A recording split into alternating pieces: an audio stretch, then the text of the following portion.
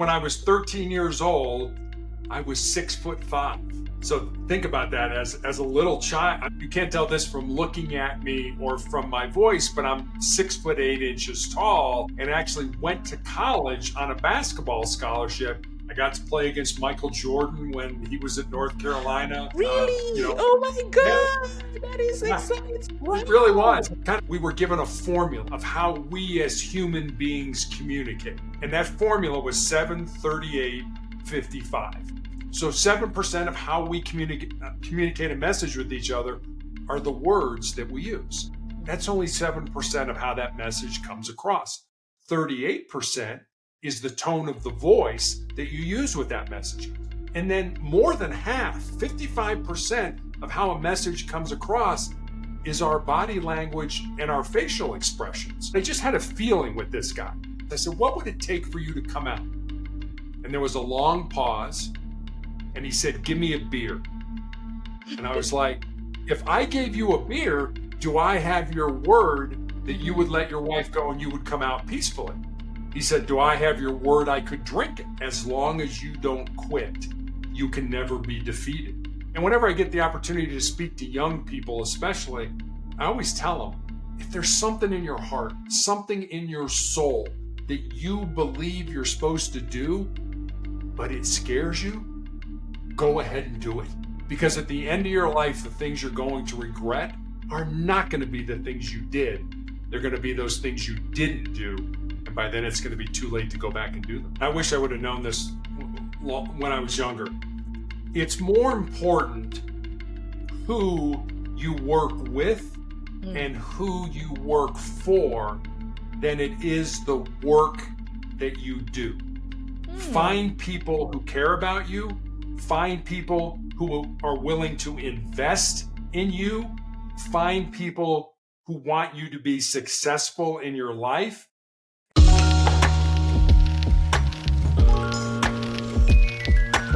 Hello, everyone. Welcome back to another episode of our podcast. On today's episode, we have a wonderful guest. His name is Terry Tucker. Welcome, Terry. Ziki, thank you for having me on. I'm really looking forward to talking with you today.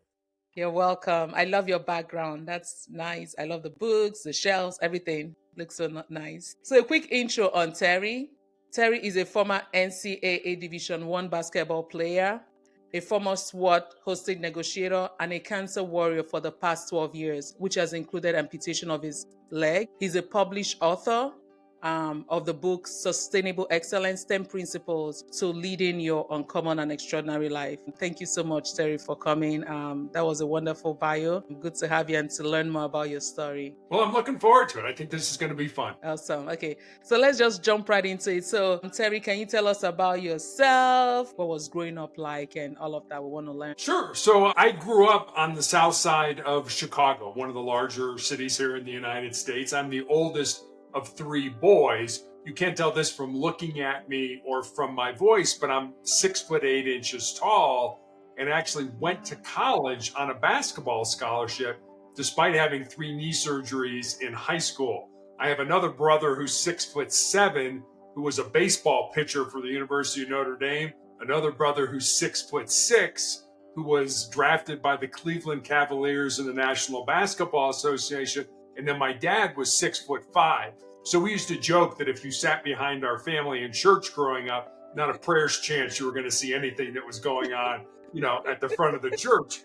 But our 5'8" mother was the boss. It didn't matter how big, tall, strong we were. Whatever mom said, that's the way it went. When I graduated from college, I moved home to find a job. I'm really going to date myself now, but this was long before the internet was available to help people find employment. Fortunately, I found that first job in the corporate headquarters of Wendy's International, the hamburger chain, in their marketing department.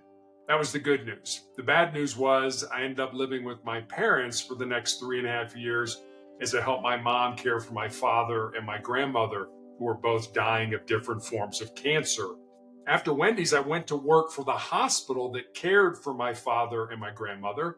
And then at 37 years of age, I made that major pivot in my life and became a police officer. And as you mentioned, part of what I did in my law enforcement career was I was a SWAT hostage negotiator. After that, I started a school security consulting business. I coached girls' high school basketball when we lived in Texas. But for the last 12 years now, I've been battling this rare form of cancer, this rare form of melanoma. So that's a little bit about me. Wow. Thanks for sharing that. That's like a rich, background. So I wanted to go back to just, the heights, how tall you guys, your family is. So you said your dad was 6'5" and your mom was 5'8". Your mom Right. 5'8" is tall for, it's actually also I'll consider it tall for a woman at least. And then your dad Yes. was 6'5". Wow. So does this date back to your like grandparents and all that? Like what was, do you know the history? So my grandfathers were not tall, but my great grandfathers were tall. Or So tall. it kind of Okay. skipped a generation between my great grandfather and my father. But all three of my brothers, I have no sisters. All of us got the tall The tall gene. gene. Yeah, and my wife and I have one child. We have a daughter, and she got my height. She's almost 6'3". So she actually played basketball at the Air Force Academy in Colorado Springs. So yeah, height continues to run in our family. My family. That is awesome. I always wanted to be tall. I always wanted to be taller. I'm 5, Okay, but I yeah. always wanted to be taller. I love tall people. Like I don't think I've ever met someone who is like your height, like 6'8". So was it easy? How was growing up like? Was it easy to like, fit in your classroom or amongst friends? Were you always like the taller one? I was. I mean, when I was 13 years old, I was 6'5". So think about that as a little child. I mean, I'm still a child for the most part, but I was 6'5" and I had a size 14 shoe, and I had these big ears. My head had not caught up with my ears, so I got teased and bullied mercilessly because of the way I looked. And it was, it was in a way it was good. I look back on it; it wasn't good at the time, but I put my effort in being bullied into practicing basketball. And the more I practiced, the better I got at it. And the better I got at it, the more I wanted to practice. And it led me to be able to get a scholarship to play in college. That bullying at 13 really had an upside, and that upside was a free college education. Man, nothing can beat that. Wow, that is Yeah. awesome. So you channeled it appropriately. And I assume it Right. also maybe helped you grow up quicker too, right? It's easier to think someone who is shorter is younger than someone who is taller. So a lot of responsibility, I'm sure, probably also got passed on to you. It was. I mean, even though I was 13, I was 6'5", and people thought I was older than I was. So Yeah. it almost forced me to mature quicker because, it's like, no, I'm only 13. Things scare me still and stuff like Yeah. that. So Yeah. it took some Wow. maturing to get to that point. Yeah, wow, that is awesome. So, how was your NCAA Division I basketball career like? Did you play from freshman year to senior year, and did you also play professionally, or was it just a college thing you wanted to do? Yeah, for me, I certainly wanted to play professionally, but having 3 knee surgeries when I was in high school, and I actually had a 4th knee surgery when I was in college, I was just lucky or fortunate to be able to play college basketball on any level. As I mentioned, my middle brother played professional basketball for the Mhm. Cleveland Cavaliers. And so it was a great experience. I mean, I played all 4 years. I was a co-captain of the team my senior year. I got to play against Michael Jordan when he was at North Carolina. Uh, you Really? know, Oh my yeah, God, that is yeah, exciting! it really was. Wow. Kind of a funny story. My youngest brother, the one I mentioned who was a baseball pitcher for the University of Notre Dame, he Mhm. has been a high school basketball coach in Chicago for I don't know how many years, 30 years probably. And he coached Michael Jordan's 2 sons when they were in high school. And he used to tell the story. He said, one day I was at practice and I was teaching the kids a drill, the players a drill. And I looked up and nobody was paying attention to what I was telling them. So I looked where the players were looking, which was over at the door to the gym. And Mhm. Michael Jordan had come into the gym as a dad, to pick up his sons to take them home after practice. He Yeah. wasn't the Michael Jordan basketball player. I'm just a dad. I'm here to pick up my kids. My brother looked at him and said, "Hey, Michael, you're a little bit of a distraction. Would you Yeah. mind waiting out in the hall until practice Mhm. was over? And Jordan and his wife were incredibly gracious people. And he apologized. He said, I'm sorry, coach. I didn't mean to interrupt your practice. And he did wait out in the hall till practice was over. And my Mhm. brother thought, afterwards, gee, I'm probably the only coach in the history of basketball that ever kicked Michael Jordan out of practice. So it What was an it was a honor. great experience. Yeah, yeah. Wow, that is amazing. So impressive. Quite impressive. Wow. Thank Okay. you. So, just a little bit into your personal life, if you don't mind. How did you meet your wife, basically, and how did you get married? Yeah. Yeah, so my wife and I met through a leadership program. We were living in Columbus, Ohio at the time, and I was working for the hospital and she was working for a bank. And there was a Chamber of Commerce year-long leadership program that was very desirable. A lot of people wanted to go do it. You had to fill out an application, your employer had to sponsor you and things like that. And so we were both chosen. It was usually about 50, and you met every month and learned about different things within the city. And you were also put into a project group. And it just so happened that my wife and I were in the same project group. And our project group liked each other. And we used to do things outside of this program. We would go to lunch together as a group. We would go out on the weekends as a group, go to movies as a group. My wife and I were both dating fairly seriously other people at the time, but it was just one of those things where the more we spent time together, the more we liked each other. And eventually we stopped dating who we were dating, had our relationship, and we've been married for 31 years now. Nice. That is awesome. Nice to hear that. Thanks for sharing that story. Okay, so let me move then to your career. So you started with the NCCA Division I, and then after school, you started working in the hospital, in the corporate world, I with started working for Wendy's. Wendy's, the Wendy's, hamburger yeah. chain, in their marketing department. That was my first job. Yeah. Your first job, okay, okay. And then at 37, decided to pivot to being a cop, and then being a sport negotiator. What inspired all of those decisions? I know you mentioned like having several knee surgeries and all that. And was there any health reason for making like that pivot at that point, or was it just career move? There was a health reason, but it wasn't my health reason. So, just a little bit of a backstory. My grandfather, my father's father, my paternal grandfather, was a Chicago police officer from Mm, 1924 to 1954.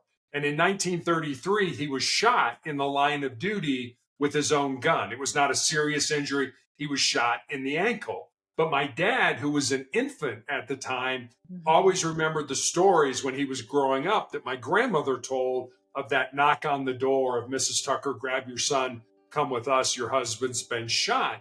So when I expressed an interest in sort of following in my grandfather's footsteps and going into law enforcement, my dad was absolutely not. You're going to college, you're going to major in business, you're going to get out, get a great job, get married, have 2.4 kids and live happily ever after. mhm. But that's what my dad wanted me to do. That's not what I felt I was supposed to do. So when I graduated from college, I mentioned my father was dying. And I had a major decision to make. I could have said, "Hey dad, I know you're dying, but I'm going to go be a policeman. I'm going to go blaze my own trail, do my own thing." Or out of love and respect for you, I will do what you want me to do.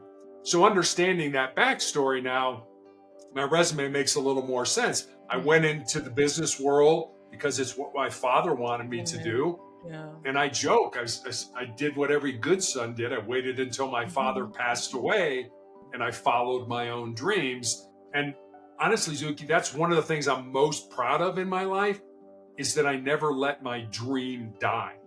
I could have said, "Hey, I'm a hospital administrator. I'm making good money. This isn't really a hard job. I'll just stay where I am."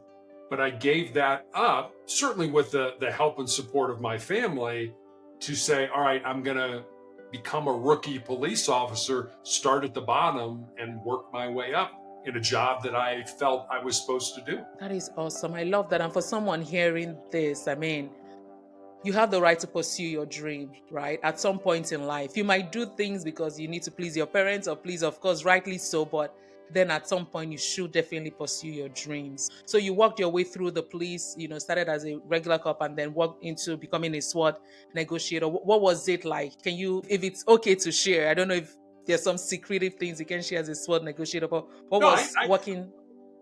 Yeah. What was that no, like? I can certainly share. It was a lot of fun. There was a lot of camaraderie with it, but you're also dealing with life and death situations. You're dealing with people that are desperate. I mean, let's face it, if you're talking to me and your house is surrounded by the police, you're probably having the worst day of your life. And so we used to do a lot of things. I remember when I first started on the team, we were given a formula of how we as human beings communicate. And that formula was 73855.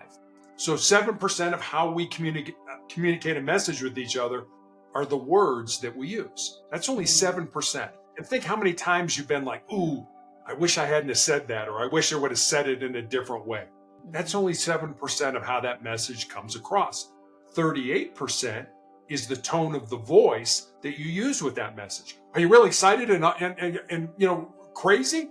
Or are you kind of down and depressed? So 38% is the voice you use. And then more than half, 55% of how a message comes across is our body language and our facial expressions.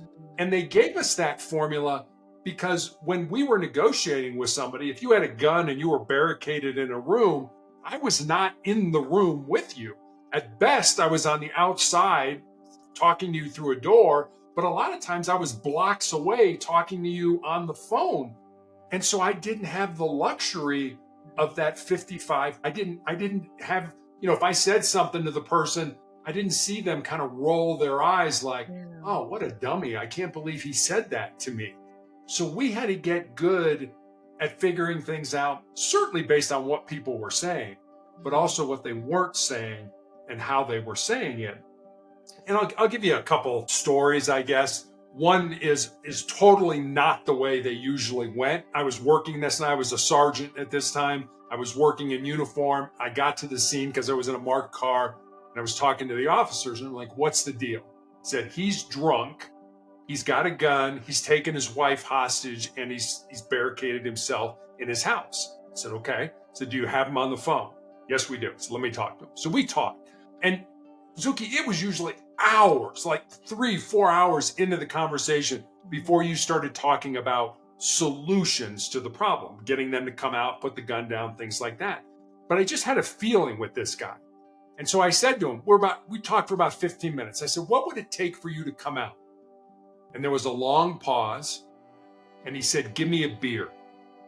And I was like, if I gave you a beer, do I have your word that you would let your wife go and you would come out peacefully? He said, do I have your word I could drink it? I said, yes, you have my word that you could drink it. Will you let your wife go? He said, absolutely, I'll come out. So I gave $5 to one of the officers. I said, go down to the store and buy a beer. The tactical team put the beer on the front porch, and I called him back. And I said, your beer's on the front porch, but you don't get it until your wife comes out safely and you come out without the gun and your hands up. And he hit me up again. Do I have your word I can drink the beer? I said, you absolutely have my word you can drink the beer. All of a sudden, the front door comes open. Here comes his wife with her hands up. He comes out with his hands up. We handcuff him, let him drink his beer, and off to jail he went. So that was, it was kind of a funny story. This was just a drunk guy. Mm-hmm. This other story I'm going to tell you is it's a lot more serious, but it's more typical of what we would deal with. This was an individual who wanted to commit suicide. And he started about dinner time, around 6 o'clock at night, and he slit his wrists, and that didn't work. And then he thought it would be a good idea to turn the oven on. He had a gas oven, and stick his head in the oven, that somehow the gas was going to kill him. Well, that didn't work either. Then he called a family member, and a family member ended up calling the police. And so we get there, and it's probably 3 o'clock in the morning now. And I'm talking to him, and he's got a gun. And eventually we get to a point where he says to me, he says, Terry, I'm tired. I just want to come out. I said, yeah, come out. I said, and I'll come down to the scene and we'll talk face to face. We'll talk man to man. He's like, yeah, I'd really like that. I said, but put the gun down, but don't hang up the phone. Take the phone with you. Well, he hung up the phone, which is not uncommon. We're trained to hang up the phone when a conversation's finished. Mhm. About 30 seconds later, one of the tactical officers that was on the outside of his house said, we heard a gunshot. And I thought, you didn't. He did. He shot himself in the head. But he shot himself at such an angle, and it was almost a hesitation shot. He didn't really want to do this. It was kind of like, boom, and the gun went up. The bullet went in underneath his skin at his temple, went around his skull, and came out the other side. It was a really bloody wound. It was not a very serious wound. It never penetrated his skull, never penetrated his brain. And, we always hear about, when it's your time to go, it's your time to go. But this story tells you the opposite. When it's not your time, there's nothing you can do that's going to get you. There's nothing you can do. Right, exactly. So sorry for the long answer, but those were two stories that we were involved in. Oh no, these are very serious critical issues, you deal with, you're faced with day to day, saving life. Oh my goodness. Wow. Thank you so much for sharing that. It must have taken a lot, to every day go to work. I know that is what you're going to face, those type of situations, and making a difference. Wow. Thank you so much. So, Terry, I wanted us to go into your health journey. So when did you receive your diagnosis? Is it neuroblastoma? Was that what you called it? Actually, it's called acral lentiginous melanoma. Melanoma. Oh, yeah, sorry about that. So when did you get that diagnosis, and what has the journey been like? So 2012, I was a girls' high school basketball coach in Texas, and I had a callus break open on the bottom of my left foot, right below my third toe. And initially didn't think much of it because as a coach, you're on your feet a lot. But after a few weeks of it not healing, I made an appointment and went to see a podiatrist. A foot doctor friend of mine. And he took an x-ray and he said, Terry, I think you have a little cyst in there and I can cut it out. And he did. And he showed it to me. It was just a little gelatin sac with some white fat in it. No dark spots, no blood, nothing that gave either one of us concern. But fortunately or unfortunately, he sent it off to pathology to have it looked at. And then 2 weeks later, I received a call from him. And as I mentioned, he was a friend of mine.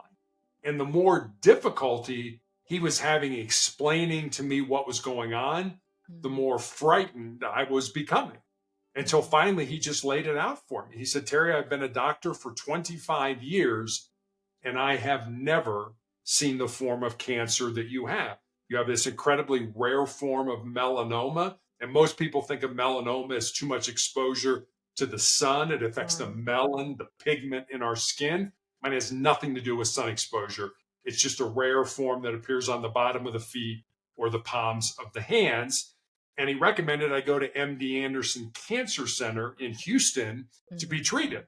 And I did. I had the tumor removed from the bottom of my foot. I had all the lymph nodes in my groin removed. And then I was told, more than likely, you'll be dead in 2 years. We have nothing to offer you other than surgery. And I thought, well, you gave me a death sentence. Maybe I can find a way to turn that death sentence into a life sentence. And now it's been almost 13 years, a little over 12 years now. Thanks for sharing that. Thanks for sharing that. So how has the journey been for you, and what has kept you going for these past 13 years?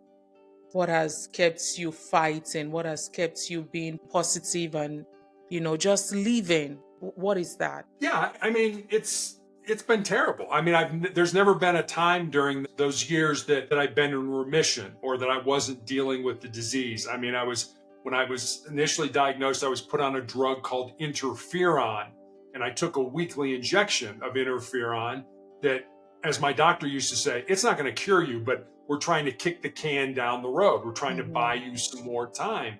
And the side effects of the interferon were that I had severe flu-like symptoms for 2 to 3 days every week after each injection.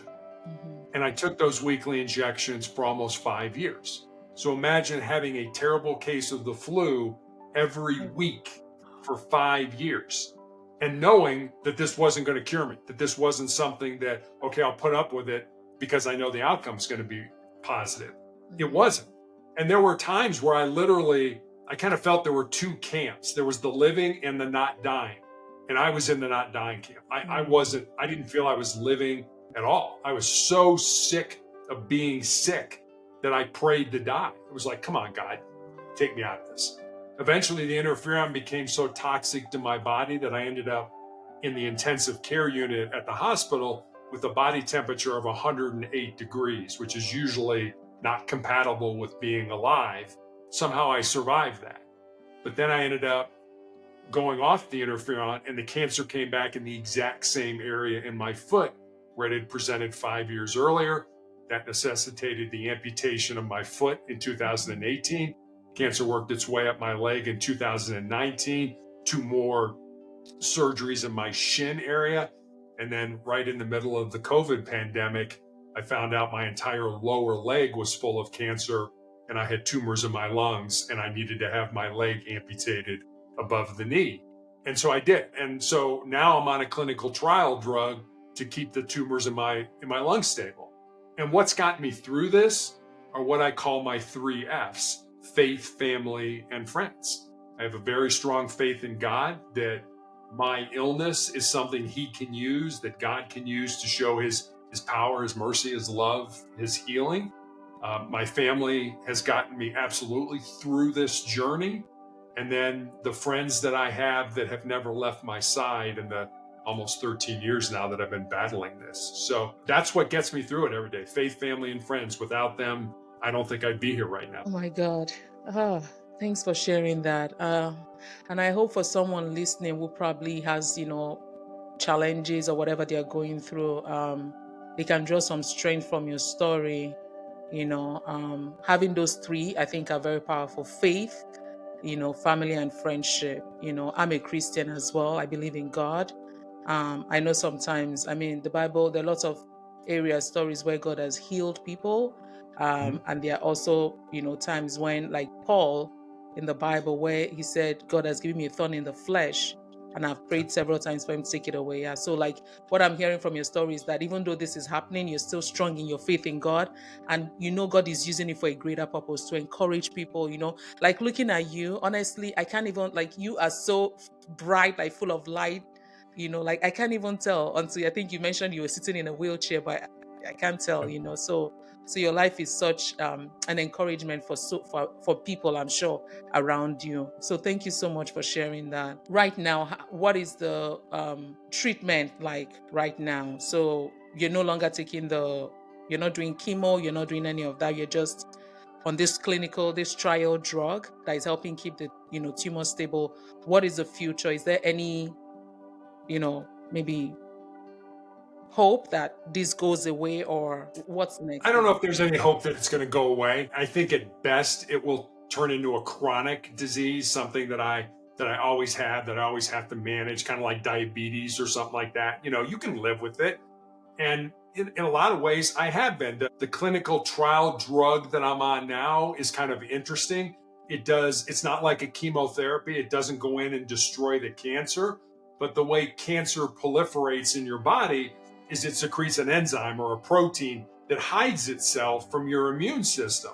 And what this drug does is it wipes out that protein, that enzyme, so that my own immune system, just like if you and I were to get a cold or a flu virus or something like that, our immune system would be like, oh, wait a minute, that doesn't belong here. We need to go attack it. So it's really been my own immune system that has kept these tumors that I have in my lungs stable. That's kind of cutting edge. That's not something, it's a trial drug. It's not available to the general public yet. They're still trying to figure out, what the dosage is and what the efficacy is and things like that. And so I feel very fortunate that it's working for me, but I'm also kind of a guinea pig. They're using me to determine the dosage, how long you can be on it, what are the side effects. I have really bad side effects when I get it. I shake very violently. I throw up. It's not pretty, but I can deal with that if it's keeping my tumors stable. That's something that, kind of like the interferon, I knew the interferon wasn't going to be the ultimate answer. I don't know how long I can stay on this drug. It'll be 4 years that I've been on it. When I started the trial, there were other people that were on it with me. They unfortunately have all passed away. And I'm the only person still taking this drug for the type of melanoma that I have. Wow. Wow. Oh, interesting. Okay. So, is so this type of rare melanoma, this type of rare cancer, are there studies going on right now about it? Are people, are there researchers in universities studying it and finding out how does it develop, what causes it, and was it hereditary? I know you mentioned your grandmom and your dad also had cancer. Was it the same form of cancer or something else?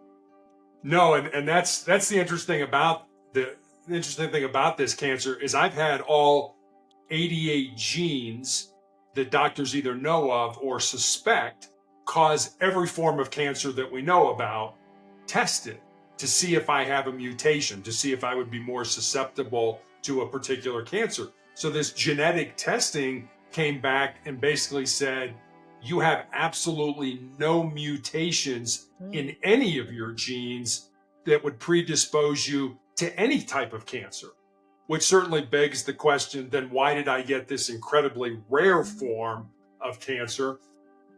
Zuki, nobody's been able to answer that question. And in all honesty, I don't spend a lot of time worrying about why I got it. I got it, and now I have to deal with it. And, I think when I first was diagnosed, I don't think, I know, when I was first diagnosed, I went through all the stages that we would associate with grief. First it was denial. I can't possibly have cancer. I've done everything right in my life. And then there was anger.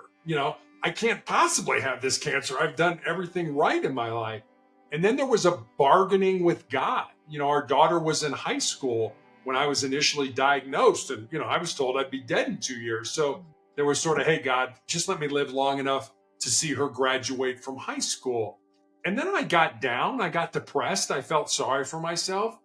And then I just kind of came out the other end and said, this sucks, but I'm going to have to embrace the suck. I don't like the cards that I've been dealt, but I'm going to have to play these cards to the best of my ability.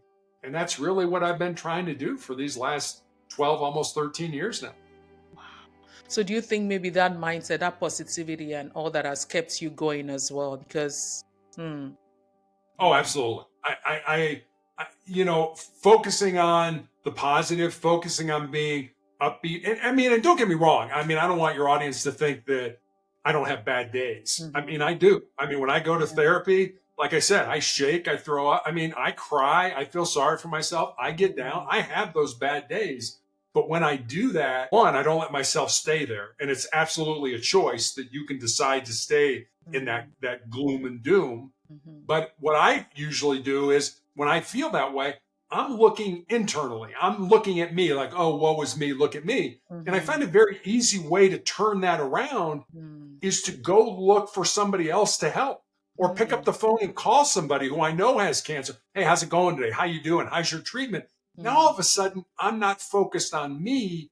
I'm focused on another human being and making their life better. And for me, at least, that changes my whole perspective on life. And I don't feel so bad and I don't feel sorry for myself anymore. Wow. Awesome. When I read your bio and I saw cancer warrior, I was like, wow, that is such a mindset, like shaped, right? Like cancer. And initially I thought it meant you were in remission. That was what I thought it meant. Right. But just hearing that, oh, you're actually, going through it and you see yourself as a warrior, like you're winning, it's amazing just having that mindset.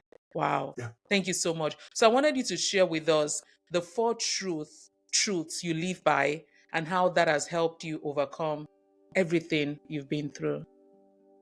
Sure. So the 4 truths, I have them on a Post-it note here in my office. Okay. So I see them multiple times during the day and they constantly get reinforced in my mind.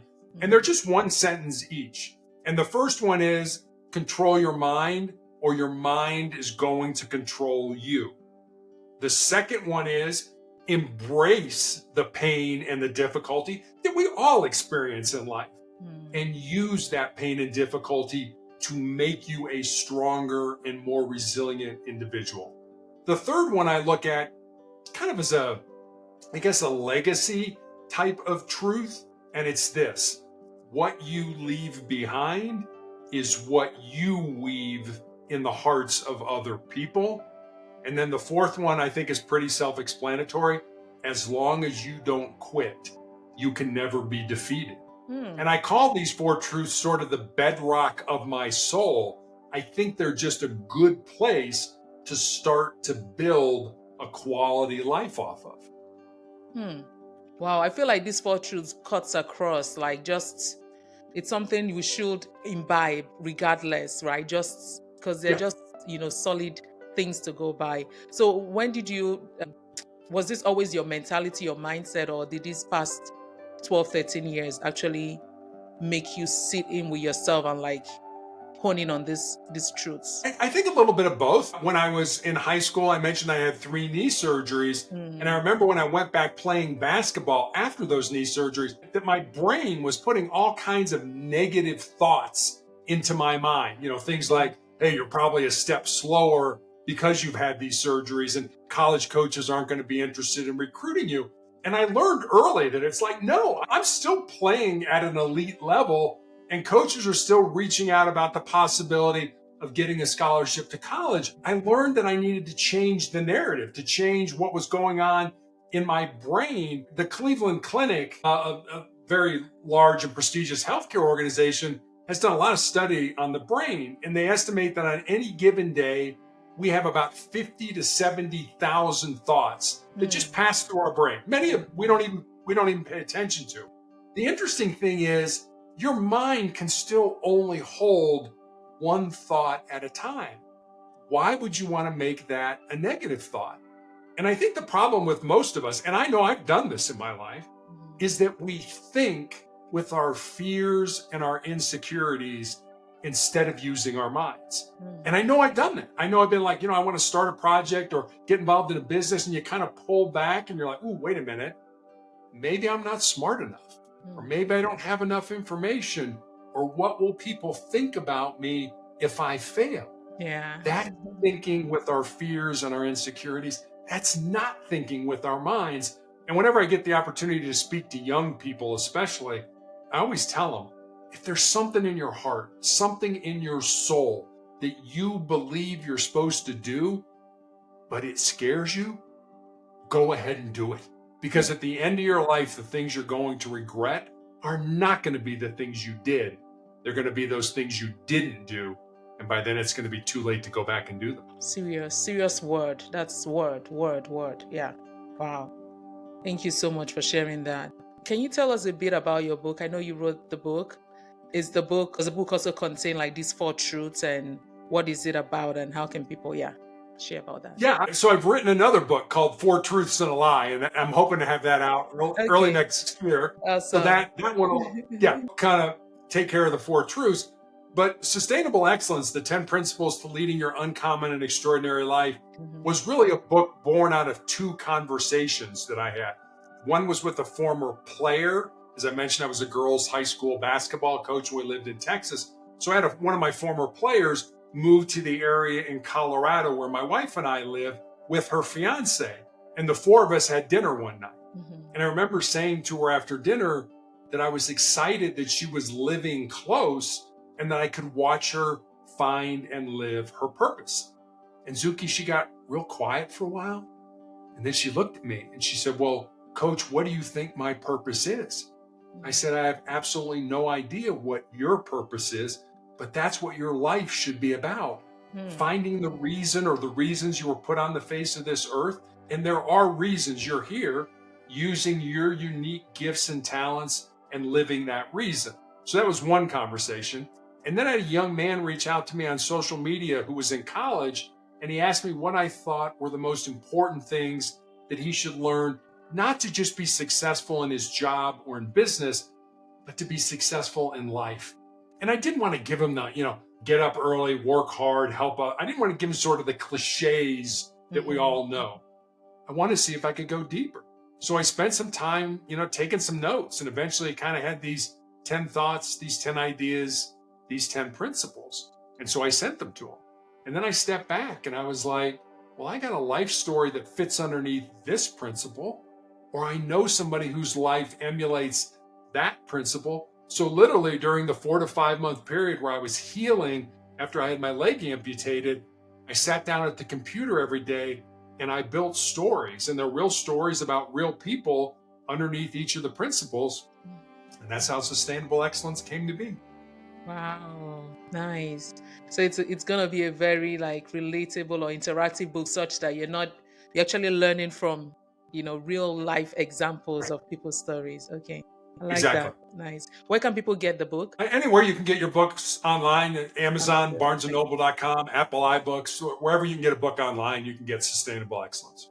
Okay, awesome. Nice to know. Good to know that. So as a round of Terry, so what will you let's see, what will be your advice to someone out there, a young person who is probably just starting out life, or someone who is trying to make it in life, someone who has, I mean, is just thinking, why am I living? Why? What is there for me in this world, right?